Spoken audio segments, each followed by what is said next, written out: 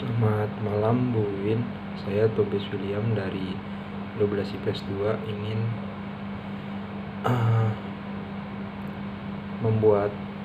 menyampaikan khotbah mengenai kisah kebangkitan Yesus Kristus.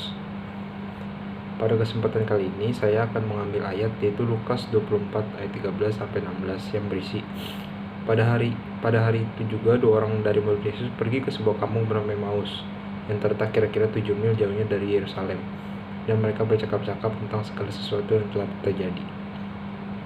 Ketika mereka sedang bercakap-cakap dan bertukar pikiran, datanglah Yesus sendiri mendekati mereka, lalu berjalan bersama-sama dengan mereka. Tetapi ada sesuatu yang menghalangi mata mereka sehingga mereka tidak dapat mengenal Dia. Arti dari kata Emmaus ialah putus asa. Dua murid Yesus ini dalam keputusasaan mengadakan perjalanan dari Yerusalem ke Emmaus. Emmaus ada di bawah Yerusalem yang tingginya 800 meter dari permukaan laut. Jika saudara putus asa, maka tanpa saudara sadari, sebenarnya saudara sedang mengalami kemunduran secara rohani. Iman saudara makin lama makin lemah, saudara akan semakin jauh dari Tuhan, serta semakin jauh dari janji-janji Tuhan.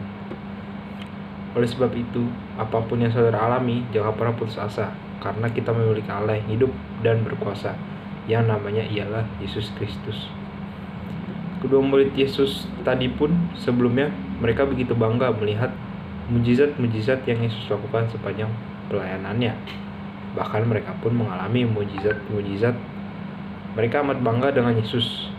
Namun ketika mereka melihat Yesus ditangkap lalu mati di kayu salib, mereka berpikir hancurlah harapan mereka selama ini dan putus asalah mereka. Apa yang menjadi ciri orang yang putus asa?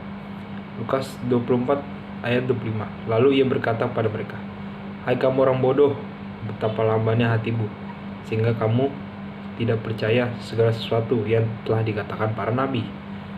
Ternyata orang bodoh di mata Yesus bukanlah orang yang kurang pengetahuan secara intelek.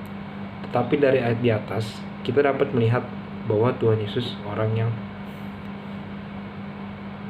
orang yang bodoh ialah orang yang tidak percaya akan janjinya. Hari-hari ini Tuhan ingin agar kita terus membangkitkan iman kita, karena kita berjalan bukan berdasarkan penglihatan, tetapi dengan iman. Dengan krisis demi krisis yang melanda dunia ini, Tuhan mau kita naik ke level iman yang lebih tinggi, semakin percaya kepadanya. Saudara lihat, kalau kita mengandalkan Tuhan, maka Dia Allah yang tidak pernah meninggalkan kita, dan kalau Dia sudah bekerja bagi kita, tidak ada satu kuasa pun yang dapat menahan kuasanya. Mari kita juga dorong anak-anak kita yang bersekolah agar mereka belajar sungguh-sungguh dan berharap pada Tuhan saja, dan tidak melakukan kecurangan dalam studi mereka. Tuhan pasti menjadi gembala bagi orang yang sungguh-sungguh mengandalkan hanya Dia saja. Mari kita semakin naik dalam iman kita. Buang semua perkataan yang tidak berkenan dan memperkatakan janjinya, serta semakin bergairah dan bersungguh-sungguh dalam Tuhan. Dia pasti menyatakan kasih dan kuasanya dalam hidup kita, serta menggenapkan janji-janjinya. Amin. Terima kasih. Sekian khotbah dari saya.